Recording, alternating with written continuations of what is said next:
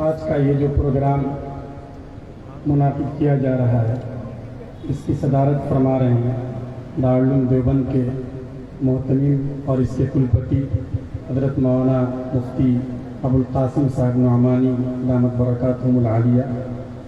یہ پروگرام بہت مختصر ہے اور آپ کو معلوم ہے کہ دیش کی آزادی کی خاطر جو لڑائی لڑی گئی ہے وہ بہت لمبی لڑائی ہے، اور صرف یہ نہیں کہ 1947 میں آزادی کا سورج طلوع ہوا، اس سے پہلے جو ہمارے علماء کا بزرگوں کا خون بہا ہے اور دیش کے واسیوں نے اس کے لیے جو تن من دھن کی قربانی دی ہے اس کی ایک لمبی داستان ہے۔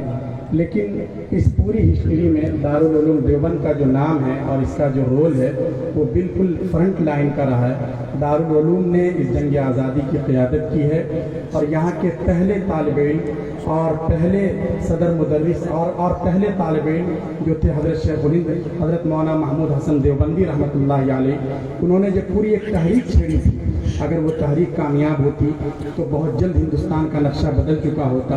اور اسی طرح ان کے شاگرد رشید حضرت مولانا حسین احمد مدنی رحمۃ اللہ علیہ اور ہمارے بزرگوں نے جو کارنامے انجام دیے ہیں، ان کارناموں کو چند شبدوں میں کلام منظوم میں پیش کرنے کے لیے میں دعوت دے رہا ہوں عزیزم محمد حارث صلی اللہ علیہ وسلم کو کہ آئیں اور ایک نظم پیش کریں۔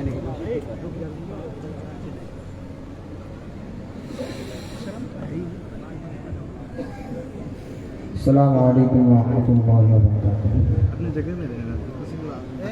ہند میں جب چھا رہا تھا ظلم کا کالا دھواں، آ گیا میدان میں دیوبند کا یہ کارواں۔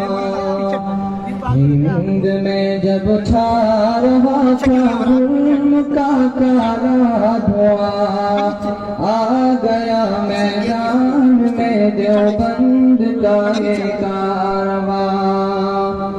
جب کیا ظلم و ستم انگریز نے چاروں طرف، لشکر نانوتوی نے دی بغاوت کی اذان۔ شاملی میں جنگ کے میدان کے غازی تھے ہم، سر کٹا کر ہم نے لکھی انقلابی داستاں۔ سور پھونکا حریت کا حضرت امداد نے، ان کے لشکر نے کیا آزاد یہ ہندوستان۔ ہند میں جب چھا رہا تھا ظلم کا کالا دھواں، آ گیا میدان میں دیوبند کا یہ کارواں۔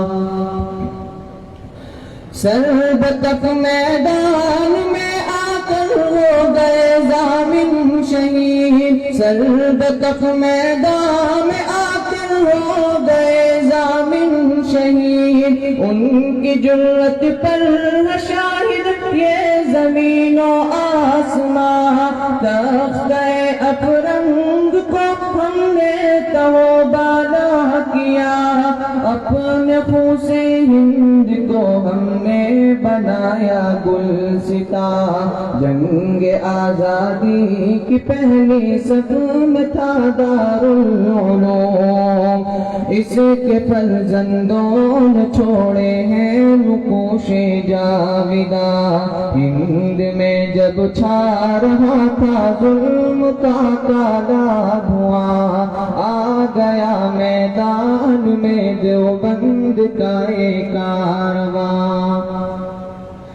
جن سے ڈرتا تھا فرنگی وہ تھے قاسم اور رشید، جن کی جرت سے تخائف سارا انگریزی جہاں۔ عزم شیخ الہند کو دنیا بھلا سکی سکتی نہیں، اس چمن سے مالٹا کی جیل تک ان کے نشان، جس نے انگریزوں کی گردن کو جھکا کر رکھ دیا۔ ہند کی تاریخ میں ایسا کوئی قائد کہاں، ہند میں جب چھا رہا تھا ظلم کا کالا دھواں، آ گیا میدان میں دیوبند کا یہ کارواں۔